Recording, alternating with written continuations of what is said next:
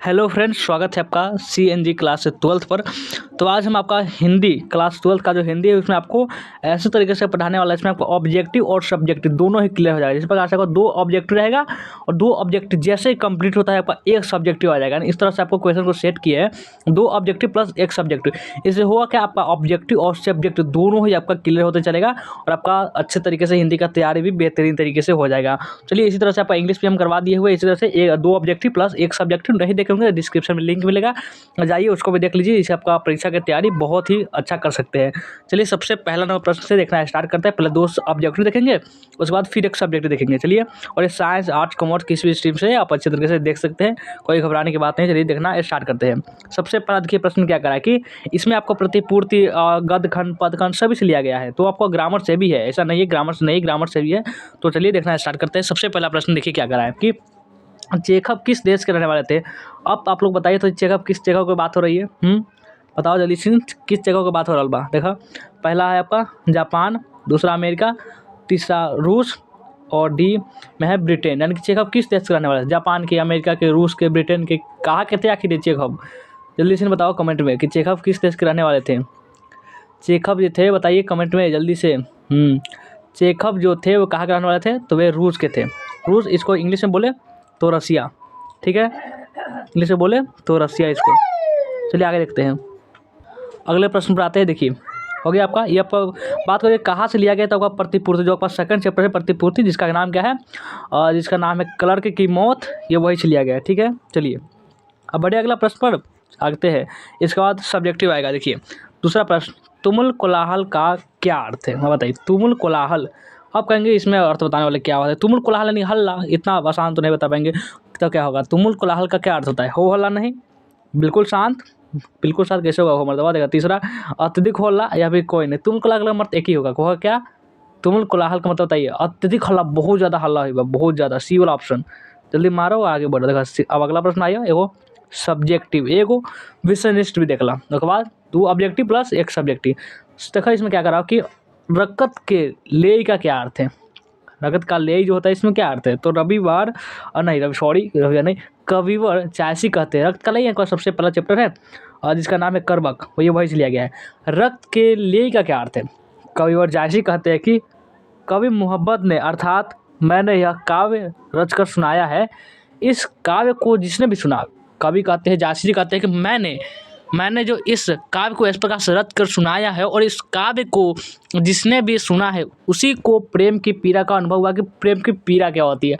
अब लड़के कहेंगे क्या, आपको पता है क्या होता है पीड़ा? मैंने इस कथा को रक्त काव्य क्या है कि रक्त रूपी लेई के द्वारा जोड़ा है और इसकी गाढ़ी प्रीति को आंसुओं से भिगोया। आंसू से भिगोना मतलब ऐसा नहीं कि वो रो रहे और ऐसा नहीं है, वो आंसू से भिगोया यानी कि बहुत ही प्यार से लिखे। यही सोचकर मैंने इस ग्रंथ का निर्माण किया है कि जगत में कदाचित मेरी यही निशानी शेष बनी रह जाएगी। यानी कि लोग इसी से, हम लोग क्या करें, इसी से याद करें ना। कौन याद करता है इस दुनिया में? इतना सबका फुर्सत ही क्या है मूवी देखने से? यानी कुछ अच्छा काम करके गए ना, तभी हम लोग इसका आगे याद करें। तो याद कौन करता? कोई नहीं करता। तो इसलिए जैसे मतलब आप भी कुछ ऐसा काम करिए, यह तो आपको सीख मिलती है ना इनसे। तो देखिए अब तीसरा जो है ऑब्जेक्टिव, फिर देखिए एक सब्जेक्ट खत्म हो गया ना, 2 ऑब्जेक्टिव फिर एक सब्जेक्टिव, फिर 2 ऑब्जेक्टिव फिर एक सब्जेक्टिव, इसी तरह से चलता रहेगा लंबा सीरीज। देखिए तीसरा प्रश्न क्या करा है, घुटना टेकना का क्या अर्थ है? घुटना टेकना से आपको देखे ना, वो सीरीज यूज में देखते होंगे, कहता है कि घुटना टेक देते हैं। यानी घुटना टेकने का क्या मतलब है? ऐसा नहीं घुटना पर बैठ गए टेक दिए बात खत्म, ऐसा नहीं। घुटने टेकने का मुहावरा है और इसका अर्थ होता है हार मानना। यानी घुटने के बल बैठ जाना, हार मानना ना।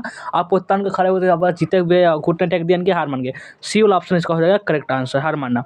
घुटना टेकना यानी कि हार मानना, ये आपका मुहावरा है। मुहावरा, पर्यायवाची, अनेकार्थी शब्द, ये सब तो समझ लीजिए कि बहुत पूछे आते हैं आपके एग्जाम में। और ज़्यादातर अगर कोई दिक्कत नहीं है, अगर आपको कुछ ग्रामर आपका भी थोड़ा बहुत भी पढ़े, ज़्यादा पढ़ने की भी जरूरत नहीं, क्योंकि आपको कुछ छोटा भी तो रहता है, कुछ आप पढ़ लेंगे तो आपको छोड़ेंगे का, इसलिए ज़रूरत है। थोड़ा बहुत ज़्यादा नहीं, बस जो आता है होता है, काफ़ी बुक पढ़िए, बस सब कुछ ठीक है। आगे देखिए 4 नंबर प्रश्न देखिए।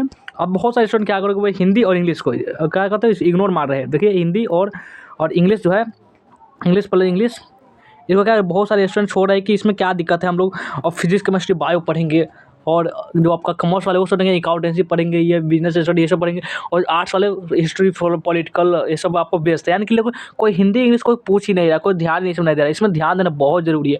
अगर आप कितना भी नंबर आएगा तो सबसे ज़्यादा जो आपका वैल्यू होगा वो हिंदी इंग्लिश से आपका, हिंदी इंग्लिश से आपको नंबर पूरा आता है यार। सब में 100 तो आप नहीं ला सकते ना, ज़्यादा ज़्यादा इसमें, लेकिन 100 में से बहुत मुश्किल होगा आपको हिस्ट्री में लाना, पॉलिटिकल साइंस में लाना, लेकिन आपका हिंदी में 100 लाना ज़्यादा मुश्किल नहीं है, बहुत अच्छा बात नहीं है। हमारा भी बात करें तो 100 नहीं आया था, लेकिन की बात करें तो वो कितना 97 आ ही गया था। और इंग्लिश में भी आप उतना बहुत अच्छा ला सकते हैं। चलिए देखते हैं। और इसको देखिए, साकार का विलोम क्या होता है? साकार, साकार का विलोम जल्दी बताइए कमेंट में, जल्दी बताओ कमेंट में, साकार का विलोम क्या होई? तो साकार का विलोम सबसे पहले निराकार, दूसरा कुआकार, तीसरा बेकार, अतिकार। बता दे, वो छोड़ दी, चलो छोड़ देता नहीं, आगे देखा। दूसरा प्रश्न, तिरिच क्या है? कहानी में यह किसका प्रतीक है? तिरिच, तिरिच के बारे में आप लोग सब जानते होंगे, ठीक है। तिरिच जो होता है आपका एक तिरिच चैप्टर का नाम है, जिसमें तिरिच का जो लेखक होते हैं उदय प्रकाश, जो उसमें जो होता है एक दरीला लिजाडा ने जो भी बोला, तिरिच जो यानी कि एक तरह से सांप जैसा ही समझे उसको, जो अगर नज़र मिला लिए तो पूरा सृष्टि ब्रह्मांड का चक्कर लगा देंगे फिर भी काट के छोड़ेगा, यानी कि छोड़ता ही नहीं है, उससे आँख मिलाना ही नहीं। और कहा था वो चंद्रमा में भी जीत हो जाता है। चलिए इसको पढ़ते हुए समझिए, तिरिच क्या है? तिरिच क्या है, कहानी में यह किसका प्रतीक है? तिरिच एक बेहद जहरीला जीव है, बहुत जहरीला जीव, जिसके काटने से व्यक्ति का बचना नामुमकिन। आप बच ही नहीं सकते आप, सर आप बच ही नहीं सकते। दौड़ा काटने का, फिर भी आप माने कि सांप से एक तरह से 10 गुना ज़्यादा, सांप से 10 गुना ज़्यादा इसको आप समझे जहर होता है इसमें, और सांप से खतरनाक भी बहुत होता है। और यह जैसे ही आदमी को काटता है, सबसे पहले जैसे ही आदमी को काटेगा वैसे ही वहाँ से भाग जाएगा, वहाँ से भागकर किसी जगह पेशाब कर लेता है और उसमें पेशाब में लेट जाता है, उसमें समझिए वो स्नान हो गया, और फिर उस आदमी का मृत्यु निश्चित है। अगर तीर ऐसा कर दे तो आदमी बच नहीं सकता, चाहे वो पूरे ब्रह्मांड का शरीर क्यों ना लगा दे, वही तीर काटने के लिए तभी दौड़ता है। अब देखिए, अब एक सबसे पहले बात होती है कि तीर किस सिचुएशन में, किस स्थिति में काटता है, जब उससे नज़र टकरा जाए, यानी कि उससे आप आँख मिला लें। आँख तो मिला ही नहीं सकते, ऐसे वो नहीं कर सकते, अरे हम राजा है आँख नहीं मिला सकते, इसमें आँख मिला लेंगे तब तो वो आप गए, आपका टिकट आउट है। कहानी में तिरिच मृत्यु का प्रतीक एक तरह से दिया गया है, मृत्यु का दूसरा नाम तिरिच, जिस भीषण यथार्थ के शिकार बाबूजी बनते। बाबूजी का मतलब वही जो आपका तिरिच में, इसमें एक पिता है, लेखक के जो पिता है उसके बारे में बात हो रही है। बेटे के सपने में तिरिच बनकर प्रकट होता है, जो इसमें खुद लेखक जो होते हैं उदय प्रकाश, उनके सपने में रोज़ तिरिच आता है, उसको जंगल में बहुत भगाता है बहुत, और वो जानते रहते हैं कि इसमें आँख नहीं मिलाना है, नहीं तो ये काट लेगा। फिर आगे देखिए, समझ गए होंगे। चलिए 5वां प्रश्न देखते हैं, रामधारी सिंह दिनकर का जन्म कहाँ हुआ था? रामधारी सिंह हमारे राष्ट्र कवि, प्यारे राष्ट्र कवि है, इनको तो आप लोग जानते ही होंगे। कवि बहुत अच्छा, ये जो कविता लिखते इतना मोटिवेशन होता है कि आप अलग से मोटिवेशन लेने की ज़रूरत ही नहीं पड़ेगा। अब इनकी एक कविता है कि बहुत अच्छा कि वसुधा का नेता कौन हुआ, भूखंड विजेता कौन हुआ, अखिलेश केता कौन हुआ, नवधर्म प्रणेता कौन। ये इतना पॉपुलर है, इससे बात ही मत करिए, आपको बहुत ही मोटिवेशन है, यानी समझ लीजिए आप मायूस है तो इसको आपको एक नई ऊर्जा का इसमें आह्वानित होता है इस कविता को पढ़ने से। आप इसे जरूर पढ़िएगा। रामधारी दिनकर का जन्म कहाँ हुआ अगर बात करें तो ये इटारसी मध्य प्रदेश में हुआ, या फिर ढाका बंगाल में, या लम्हे वाराणसी में, या सिमरिया बेगूसराय बिहार। तो पहले आपका जो दिगंत जो आपका ट्रू है ना, उसमें क्या है, सबसे यही आपका जो एक लेखक मिलेंगे जो कि बिहार से, नहीं तो सभी उत्तर प्रदेश मध्य प्रदेश सभी दूसरे राज्य से, लेकिन यही हमारे बिहार से, नहीं इसको तो बहुत ही अच्छा, इनको तो आपको स्वागत है हमारे बिहार में, हमारे बिहार से रही। तो आपका डी वाला जो ऑप्शन होगा ये करेक्ट आंसर हो जाएगा। और एक चैप्टर लिखा है जिसका नाम है अर्धनारीश्वर, क्या लिखे अर्ध लिख दे रहे हैं अर्धनारीश्वर, ताकि आपको बेहतर तरीके से समझ में आए। अर्धनारीश्वर, तो ये अर्धनारीश्वर ये चैप्टर लिखे, इसको अगर लेखक के बारे में पूछा जाए तो बताना है कौन, रामधारी सिंह दिनकर। इसको शॉर्ट में दिनकर भी कहा था, तो थोड़ा कन्फ्यूज मत होइएगा, क्योंकि दिनकर भी आपके एग्जाम में लिख सकता है एग्जामिनर, क्योंकि मान के लिए वो तो अपना जब उसका सर घूम गया, जो एग्जामिनर होगा वो अपने घर से झगड़ा उगड़ा करके आया होगा, सर घूम गया तो वो कुछ भी लिख देगा। यानी हो सकता है कभी कभी देखिए आपका जो मॉडल पेपर अभी हाल में रिसेंटली जो आया है उसका पर ट्रांसलेशन में देखेंगे बहुत सारा, आपको पता नहीं कौन सा भाषा, उर्दू फारसी तमिल क्या लिखा है कुछ पता ही नहीं है। यानी मॉडल पेपर तो आप भरोसा बिल्कुल मत कीजिए, हमारा सजेशन माने तो ज़्यादा से ज़्यादा क्वेश्चन बैंक में कमांड कर ले। आप कहेंगे क्वेश्चन बैंक में भी गलती होता है, तो आप क्या करें, क्वेश्चन बैंक में भी गलती तो क्या करें, आप जो एनसीईआरटी बुक है, जो भी बुक है, बुक में 100% जहाँ देखा गया है कि उसमें बहुत ज़्यादा आंसर सही होता है, हद तक सही होता है, लेकिन एक ही दो मिलेगा जो आपको गलत होगा, लेकिन बहुत ज़्यादा सही होता है। तो आप बुक पर ज़्यादा आप ट्रस्ट कर सकते, विश्वास कर सकते हैं, बाकी सब उतना आप देख लीजिएगा। ठीक है, आगे देखते हैं। छठा प्रश्न को देखिए, इसके बाद फिर आपका सब्जेक्टिव प्रश्न आ जाएगा। रोज कहानी की नायिका कौन है? रोज कहानी की नायिका कौन है, बताओ जल्दी से। रोज कहानी की नायिका, ए मालती, बी कलावती, सी सुनीता, डी रागिनी। बताओ रोज कहानी की नायिका, नायिका मतलब कौन, हीरोइन, आपको ऐसे देखते होंगे बहुत सारे हीरो होते हैं, लेकिन इसमें नायिका की बात हो रही है। नायिका को इसमें आप लोग बहुत सारे जानते हो नायिका क्या होता है। नायिका मतलब हीरोइन, जो आप जानते हो बॉलीवुड हॉलीवुड ये सब जो देखते हैं ना आप फिल्म इंडस्ट्री में सब में, वही आपका हीरोइन। तो रोज कहानी का नायिका कौन है? रोज कहानी का नायिका जिसका नाम है मालती। और मालती का पति का नाम क्या है बताइए? मालती के पति का नाम है महेश्वर। मालती के पति का नाम महेश्वर। और महेश्वर और मालती इसका एक बेटा है, बताइए क्या नाम है? या बताएंगे आप कमेंट करके क्या नाम है? मालती और महेश्वर के बेटे का नाम कमेंट कर जाना है, ठीक है। चलिए आगे देखते हैं। 3 नंबर जो प्रश्न है, मानक और सिपाही एक दूसरे को क्यों मारना चाहते हैं? क्यों मारना चाहता है ये मानक और सिपाही? यानी कि ये तो आप जानते ही बारा कि ना, मानक और सिपाही उसे काहे मारा होता है ये वाला जो आपका चैप्टर है जिसका नाम क्या है, वो सिपाही के महा, जिसको लिखे कौन है? मोहन राकेश। उसमें जो क्या होता है, एक लड़का होता है जिसका नाम होता है मानक, और उसकी जो बहन होती है मुन्नी, उसकी शादी के लिए उस पैसा चाहिए होता है, और उसकी माँ के पास पैसे होते नहीं, तो वो क्या करता है, एक ही आपको उसके पास ऑप्शन होता है, एक ही होता है कि वह विकल्प होता है जो कि अपने बेटे को बर्मा की लड़ाई में भेज देता है युद्ध करने के लिए। और उसके बाद उसी में नाटक है, ऐसा कोई कहानी नहीं है, वो होगा कहीं पे, लेकिन वो नाटक इसमें दिखाया गया है, वो एक तरह से पर्दा दिखाया गया है जिसमें ऐसा होता है। बताया गया वो दोनों क्यों मारे, जब वो युद्ध परिवार पर गए हुए थे, तो मानक और सिपाही को दोनों अलग अलग देश के सिपाही है, तो दोनों के बीच अगर सिपाही है सैनिक है तो लड़ाई तो हो गई ही। तो इसमें क्या बात होती है कि क्यों मारना चाहते हैं? वो आप लड़ाई हो तो खून के तो एक दूसरे के प्यासे होते हैं। तो मानक बर्मा की लड़ाई में भारत की ओर से अंग्रेजों के साथ लड़ने गया था, और द्वितीय विश्व युद्ध की बात हो रही है। और क्या कहते, और दूसरी ओर पक्ष जापानी था। दूसरे पक्ष कौन थे? वो जापानी थे। सेना एक दूसरे का दुश्मन है, क्योंकि वे अपने अपने देश का प्रतिनिधित्व रिप्रेजेंटेटिव करते हैं। मानक और सिपाही अपने को एक दूसरे का दुश्मन समझते हैं, यानी दुश्मन समझते नहीं हो, दुश्मन है 100%। इसलिए वे एक दूसरे को मारना चाहते हैं, इसीलिए, दूसरा कोई कारण है ही नहीं, इसीलिए मारना चाहते हैं क्योंकि दुश्मन है। देखिए लड़ाई में यही होता है कि आप अगर नहीं मारेंगे, आप अगर दुर्नाचार की तरह इमोशनल हुए तो कोई आपका असर कर देगा। यही होता है युद्ध का नियम, आपको कभी इमोशनल होना ही नहीं है। वैसे भी जीवन भी एक युद्ध ही है, इसमें भी आप कहीं भी रुके इमोशनल हुए तो मार दिए जाएंगे वहीं पे। इसलिए इमोशनल नहीं होना, जितना हो सके अपने को हिडन करके रखना है। चलिए आगे देखते हैं। 7 नंबर जो प्रश्न है उसका, चलिए, स्वदेश का विलोम क्या है? स्वदेश, स्वदेश क्या होता है? इसका विलोम विपरीतार्थक शब्द, पर्यायवाची शब्द, ये सब जो बहुत पूछा आता है। तो क्या हो स्वदेश का विलोम? देश है, अपना देश है, देशीय है, प्रदेश।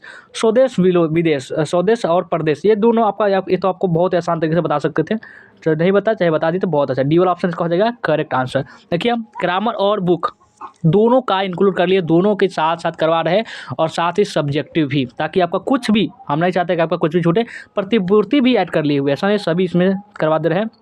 और 8वां प्रश्न देखिए, बालकृष्ण भट्ट की रचना जो है वो बातचीत, वो क्या है?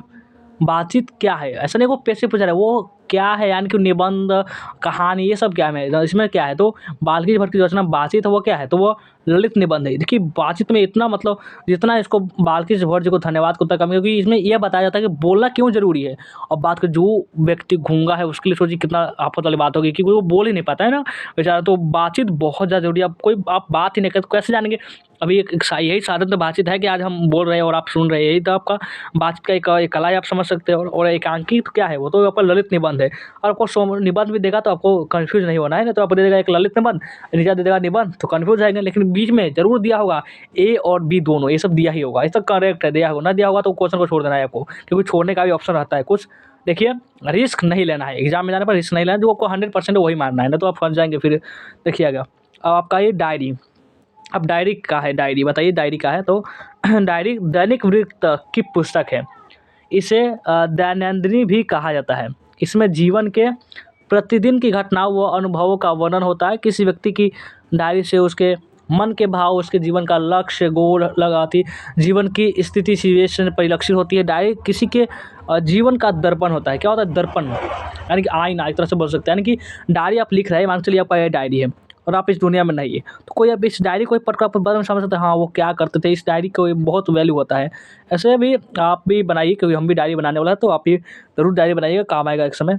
देखिए 9 नंबर प्रश्न कहा गया, हाँ 9 नंबर प्रश्न देखिए, आपको 9 नहीं, आपको लगता है 10 आ गया। देखिए हाँ यहाँ भाई 9 नंबर प्रश्न है, भगत सिंह ने कैसे मृत्यु को सुनकर। अब देखिए आप कहेंगे कोई स्टूडेंट कह रहा है कि भगत सिंह को नहीं जानते, तो उसको तो बहुत ब्रह्मांड में घुमा के पीटेंगे उसको। भगत सिंह हमारे युवा का प्रेरित है, एक तरह से इंस्पिरेशनल है। भगत सिंह से आपको, आप बहुत सारे लड़कों से पूछे, किसी को पूछे तो आपका हीरो क्या है, बताएंगे अक्षय कुमार, सलमान खान, सब यानी कि वो फिल्मी इंडस्ट्री का बताते हैं। अब किसी का हीरो भगत सिंह नहीं, चंद्रशेखर आज़ाद नहीं, क्योंकि वो सब महापुरुष था। इन्हीं सब से आपका शिक्षा लेनी चाहिए, जीवन से सीखना चाहिए कि कितना संघर्ष, इनकी जीवनी आप जितना ज़्यादा इनकी जीवनी पढ़ेंगे उसके बाद आपको मोटिवेशन की जरूरत नहीं पड़ेगा, इनकी जीवनी में ही इतना ताकत होती है। तो युद्ध के दौरान हुई मृत्यु को, यानी कि भगत सिंह ने कैसे मृत्यु को सुंदर कहा, तो युद्ध के दौरान हुई मृत्यु को, या फिर वज्रपात के से हुई मृत्यु को, या फिर देश सेवा के बदले दी गई फांसी को, या किसी बीमारी के कारण हुई मृत्यु को। भगत सिंह ने कैसी मृत्यु को सुंदर कहा है, तो भगत सिंह ने देश सेवा के लिए दी गई फांसी जो होती है उसको बहुत ही ज़्यादा सुंदर कहा कि ऐसी मृत्यु, यानी कहने का मतलब ये मृत्यु तो होती ही है, यानी कि ये तो कंपल्सरी होना ही है, लेकिन वैसे मृत्यु जो कि देश की आज़ादी के लिए दी जा रही है तो वो सर्वश्रेष्ठ माना जाता है कि इनकी ये सबसे बेस्ट है। ऐसा किसी किसी को ही नसीब होता है, इसे माना जाता है। चलिए अब आते हैं अगला प्रश्न पर। देखिए अगला प्रश्न है, हंसते हुए मेरा अकेलापन किस विधा यानी लेखन प्रकार की रचना है। एक किस हंसते हुए मेरा अकेलापन किस विधा की रचना है, तो ये आप जानते ही है, एक डायरी साहित्य है, आपको उतना बताने की जरूरत है नहीं, ये डायरी साहित्य है, आप जानते ही है। कहानी साहित्य तो नहीं होगा, ये तो ना हो पाएगा। यात्रा साहित्य ये भी नहीं होगा, व्यंग्य साहित्य ये तो नहीं होगा। डायरी साहित्य होगा, डायरी साहित्य, ये वाला ऑप्शन इसका हो जाएगा करेक्ट आंसर। इसको लिखे कौन है, उसको मल्ल जी लिखे हुए। मल्ल जी का पूरा नाम बताइए जल्दी से, मल्ल जी का पूरा नाम क्या है, तो मल्ल जी का पूरा नाम की बात करें तो भरत जी श्रीवास्तव है। आपका एक क्वेश्चन चाहिए, 2-3 क्वेश्चन बता देते ताकि आपको एग्जाम में कुछ हेल्प हो जाए। देखिए घर पहुंचने पर लेखक को देख उनके माँ क्यों रो पड़ी। अब कौन बताएगा कि ये कहाँ से लिया गया है, तो ये कहाँ से लिया गया है, तो ये जो लिया गया है वो लिया गया है जूठन पाठ से। जूठन जिसमें लेखक जो थे, लेखक का क्या नाम था, ओम प्रकाश वाल्मीकि, हाँ याद है कि वो ओम प्रकाश वाल्मीकि, और ओम प्रकाश वाल्मीकि के जीवन के बारे में, यानी कि ये आत्मकथा यानी कि अपने बारे में लिखा गया है।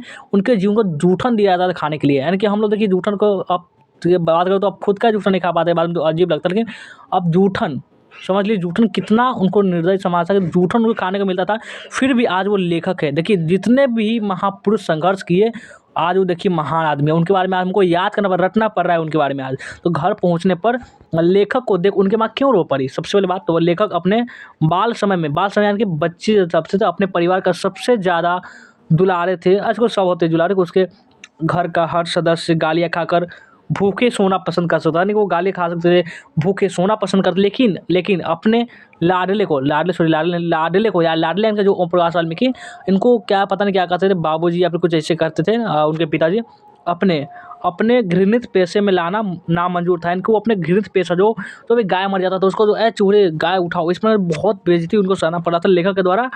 मजबूरी वश उन्हें पेशे में आने पर उनकी माँ रो पड़ रही है, माँ रो रही है उनकी। और देखिए वह अपने बेबसी लाचारी और दुर्दशा पर होती है, ऐसा नहीं कि उनको देख कर रही हो, अपनी लगती है यार कितने बेबस है हमारे छोटे से बच्चे, उसका भी आप इन्हीं काम में घसीट रहे हैं, पढ़ा लिखा है तो कुछ है नहीं, यानी कि वो पढ़ना भी चाहते हैं लेकिन उसका ज़बरदस्ती जो समाज होता है बहुत क्रूर समाज होता है, वह समाज की उन तथाकथित रस्सियों पर होती है, वह समाज की उन कुरीतियों पर होती है जो इन्हें इस हार तोड़ घृणित पैसे के बावजूद दूसरों पर जीने को मजबूर करती है। वो उसे क्रूर समाज की विडंबनाओं पर होती है, जहाँ श्रम का कोई मोल नहीं, या पर ये भी एक्सप्लेनेशन में आ सकता है, जहाँ श्रम का कोई मोल नहीं, जहाँ निर्धनता को बरकरार रखने का षड्यंत्र ही था ये सब। ये अब तो ये सुने ही होंगे, आपका ये जो आपका लाइन है ना, ये ज़्यादातर आपको एग्जाम में देखने को मिलता है, क्योंकि लाइन दे देगा बोलेगा इसका लेखक का नाम बोलिए, इस तरह से आपको रहता है। चलिए आगे बढ़ते हैं। आपका ये ऑब्जेक्टिव 2 ऑब्जेक्टिव देखेंगे, फिर एक सब्जेक्टिव। चंपारण में गांधी जी के चमत्कार की कथा किसने लिखी है। चंपारण में गांधी जी ने जो चमत्कार किए थे, जो आश्रम बनवाए पर जो तैनात किए, जो इतने महान आदमी को, उनका तो कौन लिखे, इनके बारे में चमत्कार क्या था, महात्मा गांधी लिखे, अरे कैसे स्वयं लिखेंगे आप, अजीब बात करते हो यार। देखिए जवाहरलाल नेहरू क्या ये लिखे, नहीं ये तो बिल्कुल नहीं होगा, तो ये नेहरू जी टोपी वाले तो लिखेंगे नहीं। और राजेंद्र प्रसाद क्या ये लिखेंगे, कि राधा कृष्ण ये भी तो नहीं लिखेंगे, वो लिखेंगे राजेंद्र प्रसाद, यही महान आदमी थे जो कि चंपारण में गांधी जी के चमत्कार की कथा को लिखे थे, सी वाला ऑप्शन, ठीक है बा। चलो आगे बढ़ा। अब देखा अगला प्रश्न कि आपे से बाहर होना, यानी कि मुहावरे का अर्थ आपे से बाहर होना, यानी कि कहते हैं कि मेरे माथे पे खून सवार है, हट जाओ नहीं तो जला देंगे या फिर गोली मार देंगे, इस तरह से आपे से बाहर होने का क्या मतलब होता है, जल्दी बताइए कमेंट में। 12 नंबर प्रश्न का आंसर, आपे से बाहर होना क्या मुहावरे का अर्थ है, घर से बाहर हो जाना, या फिर भला बुरा समझना, या फिर बहुत क्रोधित होना, या फिर व्रत की बात करना। आपे से बाहर होना कि बहुत क्रोधित होना, बहुत ज़्यादा गुस्सा होना। चलिए आगे देखते हैं, यहाँ पर सी वाला ऑप्शन इसका हो जाएगा करेक्ट आंसर। बढ़े आगे। देखिए अगला प्रश्न है आपका सब्जेक्टिव प्रश्न की, मानक और सिपाही एक दूसरे को क्यों मानना चाहते हैं, तो आपको बताए थे ना, नहीं छोड़िए इसको आपको बता ही दिए तो क्यों आपका टाइम वेस्ट कर। देखिए 13वां प्रश्न, जो स्त्री अभिनय करती हो, उसके लिए एक शब्द है, जो अभिनय कर रही है, एक शब्द बहुत ही आसान शब्द है, जो अभिनय करे उसे अब अभिनेत्री ही तो कहते हैं। यानी कि अब उसका आप दूसरा शब्द कहाँ से लाओगे? अभिनेत्री तो कहेंगे ना, जो अभिनय कर रही है, जो एक्टिंग कर रही है उसे एक्टर, अभिनय कर रही है उसको अभिनेत्री, और जो अभिनय अगर कोई पुरुष है तो उसको हम अभिनेता करके, अभिनेत्री का तो उसको तो आपको वाट लग जाएगा ना उसकी इज्जत का। चलिए देख रहे हैं 14वां प्रश्न, प्रतिदिन शब्द कौन सा समास है? प्रतिदिन, प्रतिदिन एवरीडे शब्द कौन सा समास है?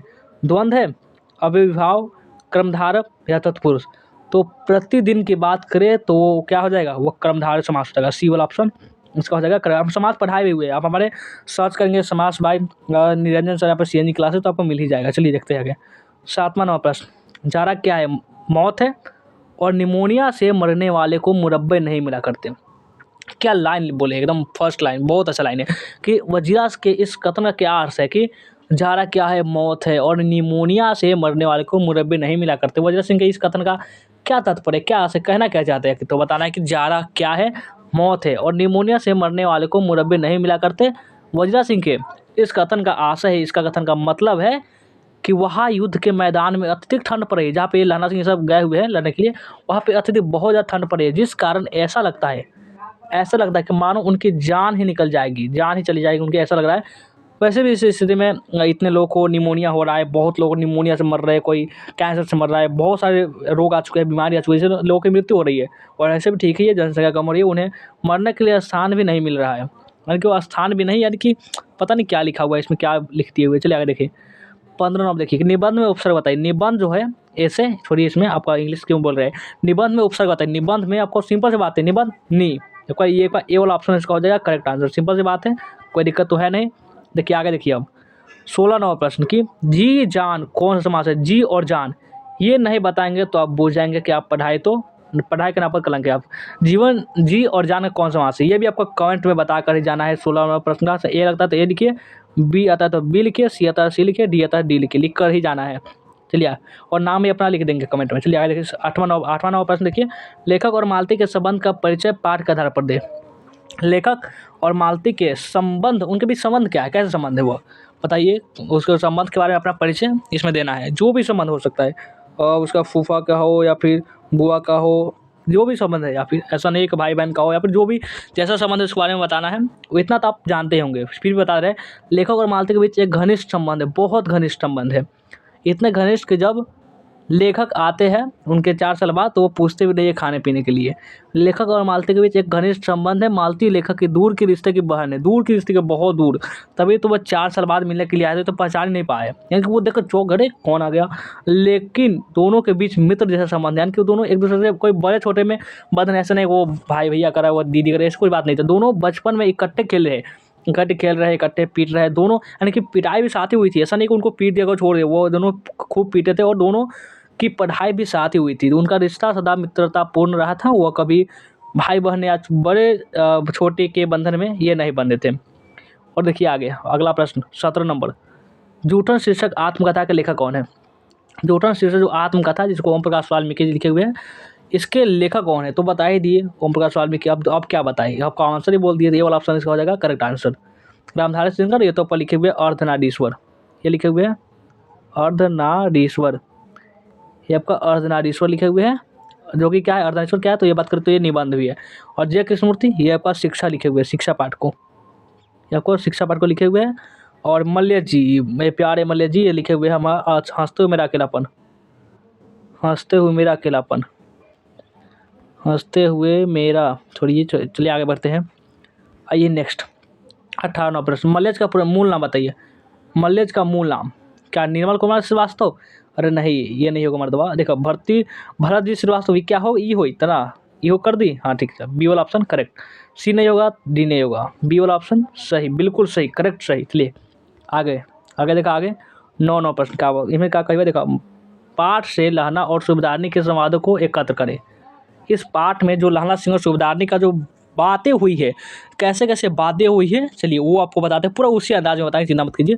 पाठ में लहना सिंह और सूबेदारनी के बीच कुछ संवाद है जो कि निम्नलिखित है, यहाँ पर नीचे लिखा गया है। बचपन का संवाद है, ये भी अब लिख दिए हुए, बचपन में बात करता है। देखिए कैसे बात हो रही है, देखिए जब तो लड़का और जो लड़की होती है वो एक दुकान में पहुँचती है, लड़का पूछता है तेरे घर कहाँ है? मगरे में। और तेरे, यानी जो लड़का पूछता है कि लहना सिंह तेरे घर कहाँ है? लड़की बोलती है मगरे में। और तेरे, तो बोलता है कौन? लहना सिंह बोलता है माझे में। और लड़का बोलता है लहना सिंह यह कहाँ रहती है? तो लड़की बोलती है अंदर सिंह की बैठक में भी मेरे मामा होते हैं। तो ये कौन बोल रही है? लड़की बोल रही है, जो कि सूबेदार नहीं आगे चल के वही सूबेदार हजारा सिंह की पत्नी बनती है। तो अंदर सिंह की बैठक में मेरे मामा होते हैं, लड़की बोल रही है। मैं भी मामा के यहाँ हूँ, उनका घर गुरु बाजार में है। इस तरह से कौन बोल रहा है?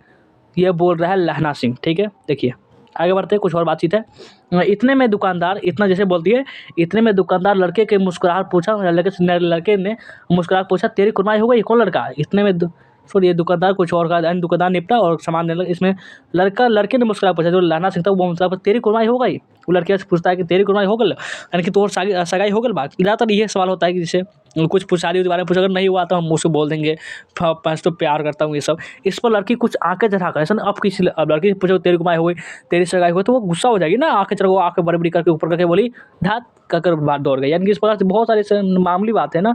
लड़के ने फिर पूछा तेरी कुर्बानी हो गई, और उत्तर में वही धत मिला। एक दिन जब फिर लड़के ने वैसे ही हंसी में चिढ़ाने के लिए, यानी कि वो उसको चिढ़ा रहे थे, पूछा, तब लड़की को संभावना के विरुद्ध बोली। यानी कि ऐसा लड़का कभी इमेजिन में नहीं किया संभावना की, तो ऐसा बोल सुनने को मिलेगा। बोली क्या पूछा कि क्या तेरी कुर्बानी हो गई? बोली हाँ हो गई। तो लड़का पूछा कब? लड़की ने बोली कल, देखते नहीं है रेशम से कटा हुआ सालू।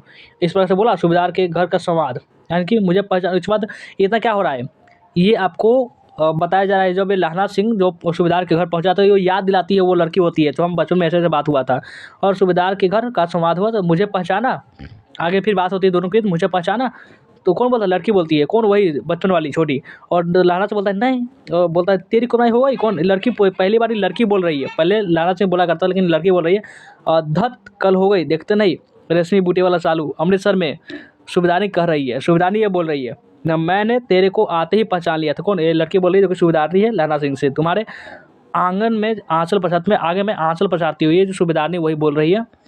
और देखिए अब वो क्या होता है, वो अब भिक्षा मांगती है अपने पति और बेटे की रक्षा के लिए, और लहना सिंह अंत में जाते हैं तो उसे निभाता भी है पूरी निष्ठा के साथ। देखिए 19वां प्रश्न में इसमें क्या करा है, बहुत ही इंपॉर्टेंट क्वेश्चन है। क्या करा है प्रश्न देखिए, किस पाठ में आया है, किस पाठ में यह आया है कि अगर तीर को देखा तो उसने आंखें कभी मत मिलाना। आंखें मिलते ही वह आदमी की गंध जो होता है वह पहचान लेता है और फिर पीछे लग जाता है। फिर तो आदमी चाहे पूरी पृथ्वी का चक्कर लगा ले, तीर पीछे पीछे आता है। तो ये किस पाठ से लिया गया है, ऐसा प्रश्न आपको देखने को मिलता है। तो जूठन से, जूठन में तो जूठन की बात कर रही होगी, तो इसमें कहा होगा, उसने कहा था इसे तो आपका लड़ाई की कहानी है, प्रेम वाली कहानी है, ये सब नहीं होगा। तिरछ, हाँ ये बिल्कुल है करेक्ट, सी वाला ऑप्शन। सर दोनों का तिरछ दिया हुआ है, चलिए दोनों मार देते हैं आपका, दोनों आपका सी और डी करेक्ट है। ऐसा आपका इसलिए एग्जाम में नहीं होगा, इसके लिए सॉरी कि आपको एक ही होना चाहिए था। चलिए 20वां प्रश्न को देखिए, जे कृष्णमूर्ति क्या थे? जे कृष्णमूर्ति क्या थे? राज्य शिक्षक, देश शिक्षक, विश्व शिक्षक या गांव शिक्षक? जे कृष्णमूर्ति वो पूरे विश्व के शिक्षक थे, विश्व शिक्षक। सी वाला ऑप्शन इसका हो जाएगा करेक्ट आंसर। ठीक है, आगे बढ़िए। देखिए अगला प्रश्न 10 नंबर, 10वां प्रश्न देखिए क्या करा है कि जारा क्या है? मौत है। अरे तो वही प्रश्न रिपीट हो गया ना, चल छोड़िए। 21वां प्रश्न देखिए, किसकी विजय हुई? सेना की कि नागरिकों की? पंक्ति किस पाठ से ली गई है कि किसकी विजय हुई? सेना की हुई कि नागरिकों की? तो ये कहाँ से लिया गया है? तो हार जीत से यहाँ से लिया गया है, या अधिनायक से, या गांव का अधिनायक से, या गांव घर से, या जन जन का चेहरा। तो ये लिया गया है हार जीत, हार या जीत, यही से आपका ये वाला ऑप्शन इसका हो गया करेक्ट आंसर। इसको अशोक वाजपेयी इसको लिखे हुए हैं। 22वां प्रश्न को देखते हैं। 22वां प्रश्न क्या कर रहा है कि करबक किसकी रचना है? करबक, तो ये आप जानते हो मलिक मोहम्मद जायसी। ये आपका बी वाला ऑप्शन में ही इंतजार कर रहे हैं, देखिए यहाँ पे ताक रहा है बी वाला ऑप्शन हो जाएगा इसका करेक्ट आंसर।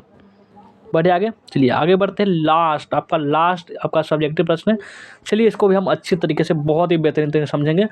लहना सिंह के गांव में आया वो तुर्की मौलवी क्या कहता था? ये पर बहुत मजा आ जाएगा सुन के। लहना सिंह के गाँव में जो तुर्की मौलवी आया था वो क्या कहता था? लहना के गाँव में आया तुर्की मौलवी कहता था कि जर्मनी वाले बड़े पंडित हैं, वेद पढ़कर इसमें विमान चलाने की विधा जान गए। यानी वेदों को इतना पढ़ा कि वो विमान चलाने का नॉलेज मिल गया उनको। गौ को नहीं मानते हैं, गौ यानी कि गाय को नहीं मारते हैं, और वो हिंदुस्तान में आ जाएंगे तो गौ हत्या बंद कर देंगे, वैसे बोल रहे हैं। तुर्की मौलवी जो आता है वो बोल रहा है। मंडी के बनियों को बहकाता था कि डाक खाने से रुपया निकाल लो, सरकार का राज्य जाने वाला है। और लहना सिंह क्या, लहना सिंह अपना युद्ध को तरह बता रहा है। उसने कहा कि भाग जो यहाँ से, ना तो तुम बहुत मारेंगे, तुम्हारा दौड़ा कर। ये कौन? लहना सिंह ऐसा बोलता है।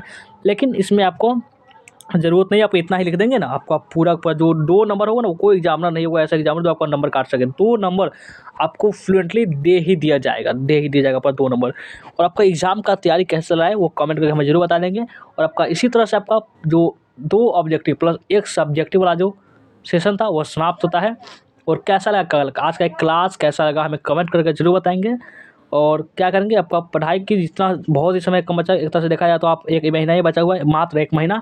उसमें आपको जितना दे सकता अपना बेस्ट लगाइए, तभी बेस्ट लगकर आपका जो रिजल्ट आएगा एग्ज़ाम को, उसमें आपको रिजल्ट जो होगा देखने को मिलेगा। आप कितनी अपना स्ट्रगल किए, कितना मेहनत की, वो आपको देखने को ज़रूर मिलेगा। और उस दिन जो आपको खुशी होगी वो आपका इस मेहनत को कुछ भी नहीं उसके सामने होगी। चलिए वीडियो को एंड करते हैं, मिलते हैं फिर किसी नेक्स्ट वीडियो में।